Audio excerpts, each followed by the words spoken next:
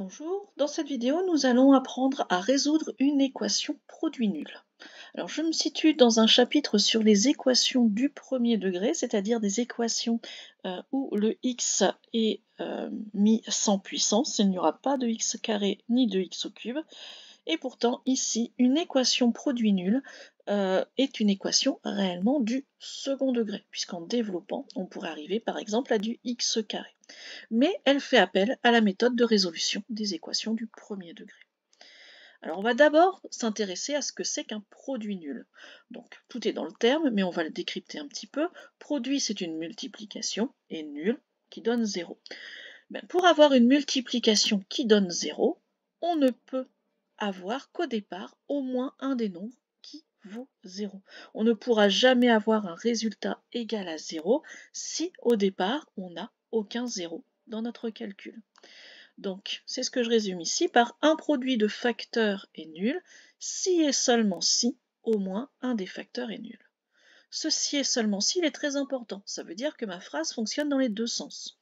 Si j'ai donc un résultat égal à 0, ça veut dire que dans ma multiplication, j'avais forcément un 0, et inversement.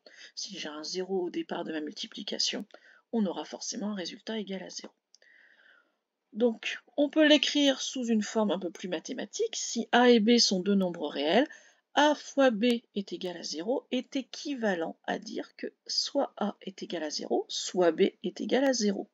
Ou pourquoi pas les deux, d'ailleurs.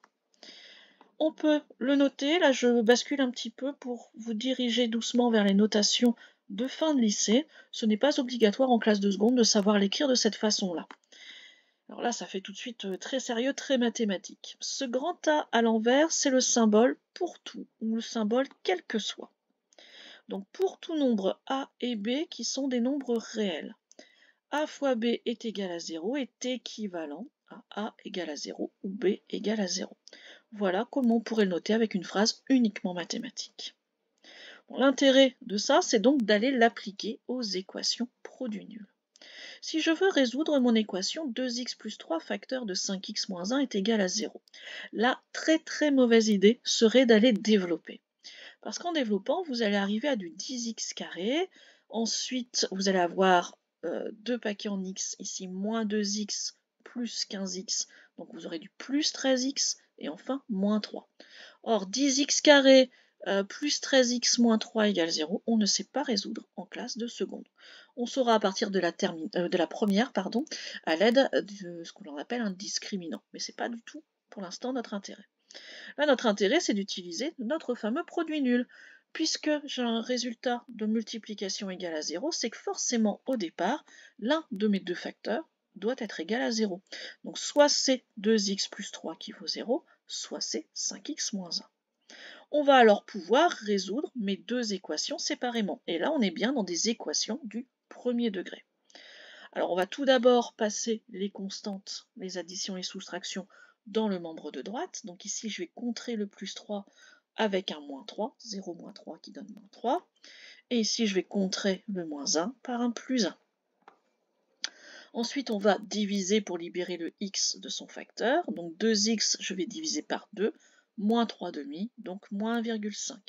Et de l'autre côté, x était multiplié par 5, je divise par 5, donc 1 cinquième, 0,2.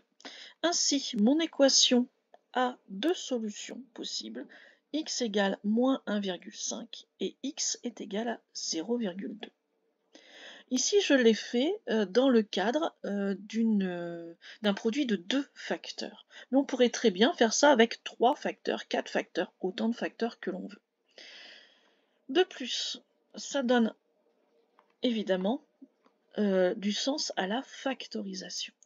En effet, si vous avez une forme qui est d'abord développée et réduite, vous allez avoir du x carré et du x. Donc vous n'allez pas être capable de résoudre avec vos outils de classe de seconde votre équation. Or, si on arrive comme ça, grâce à une factorisation, à séparer grâce à notre équation produit nul, on pourra quand même résoudre des équations. Donc par exemple, ici, 5x moins 3 facteur de 7x plus 2, moins 4x plus 1 facteur de 5x moins 3 égale à 0. Ça, c'est de la grosse équation. La tendance que vous avez, c'est de développer. Surtout pas, puisque vous allez avoir certainement du x carré.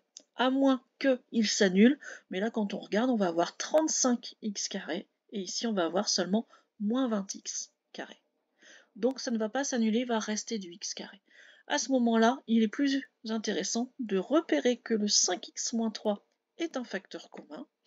Donc, on va tout d'abord faire notre factorisation. Je mets ce 5x moins 3 en facteur et je recopie ce que je n'ai pas utilisé, le 7x plus 2 moins 4x plus 1. Alors, attention à ce moins central, toujours dans les factorisations, puisqu'il va perturber les signes qui sont derrière lui. Donc ici, mon 4x plus 1 va devenir 4x moins 1. Je réduis, on arrive à 3x plus 1.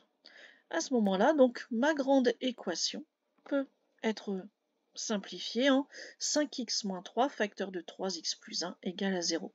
C'est une équation produit nul. Je vais donc résoudre 5x moins 3 égale 0, ce qui me donnera x égale 3 cinquièmes, et 3x plus 1 égale 0, ce qui me donnera x égale moins 1 tiers.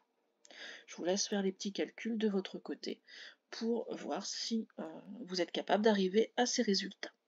Voilà, donc là j'ai montré une factorisation grâce à un facteur commun. On pourrait très bien aussi avoir des factorisations grâce aux identitaires marquables. Voilà donc pour l'utilisation du produit nul dans nos équations. Au revoir.